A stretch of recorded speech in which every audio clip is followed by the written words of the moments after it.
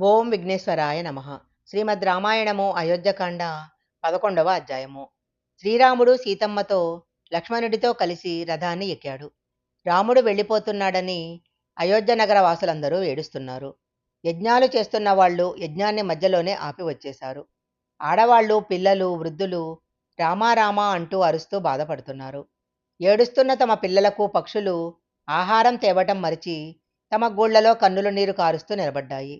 అశ్వశాలలోని గుర్రాలు, గజశాలలోని ఏనుగులు కన్నులెమ్మట వేడినీరు కారుతుండగా సకిలిస్తూ గర్జన చేస్తూ అటూ ఇటూ ఉన్మాదంతో తిరిగాయి. సమస్త భూతాలు ఒక రకమైన సంక్షోభానికి గురయ్యాయి.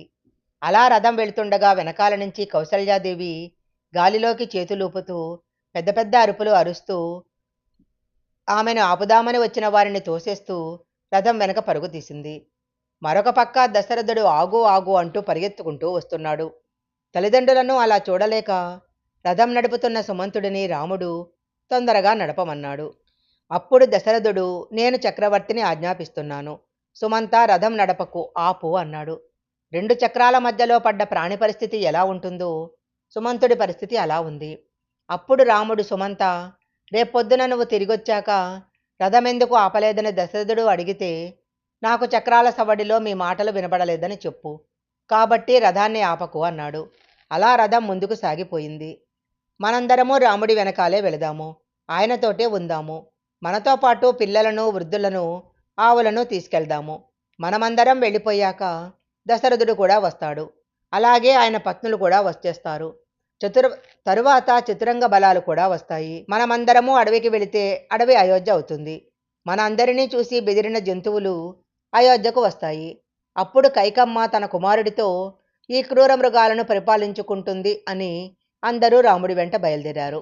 కానీ రాముడి రథం యొక్క వేగాన్ని అందుకోలేక చాలామంది వెనక్కు తిరిగారు. తన వెనక వృద్ధులైన బ్రాహ్మణులు పరుగులు తీస్తూ వస్తున్నారని తెలుసుకొని రాముడు రథం దిగి వాళ్ళతో పాటు నడవటం ప్రారంభించాడు. అలా అందరూ వెళుతూ తమసా నదీ తీరాన్ని చేరుకున్నారు. ఆ రాత్రి అక్కడే గడిపారు. అందరూ అంత దూరం నడిచి రావటం వలన ఆదమరిచి నిద్రపోయారు. రాముడు వెళ్ళిన తరువాత సృహకొల్పైన దశరథుడు మెల్లగా తేరుకున్నాడు. సేవకులను పిలిచి తనను కౌసల్య మందిరానికి తీసుకెళ్లమన్నాడు. సకల గుణాలు కలిగిన కౌసల్య ఉండగా కామమోహంతో కైకేయ్యను తెచ్చుకున్నాను. ఇవాళ ఆ ఫలితం అనుభవిస్తున్నాను అని ఏడ్చి ఏడ్చి ఆయన కన్నులు కనబడటం మానేశాయి. అప్పుడు ఆయన కౌసల్యతో ఇలా అన్నాడు, ఇక నేను ఎంతోసేపు బ్రతకను. నేను చనిపోయేలోపు రాముడు ఎలాగూ నన్ను ముట్టుకోలేడు. రాముడితో పాటు నా చూపే వెళ్ళిపోయింది. అందుకని రాముడి తల్లివైన నువ్వు ఒక్కసారి నన్ను ముట్టుకో అన్నాడు. అవునులే, కన్న కొడుకుని అరణ్యాలకు పంపించావు. ఇవాళ నన్ను ఇలాంటి దౌర్భాగ్య స్థితిలో పడేశావు. నీ వల్ల దేశం అంతా బాధపడుతుంది. ఇప్పటికైనా నీకు సంతోషంగా ఉందా అని కౌసల్య అంది.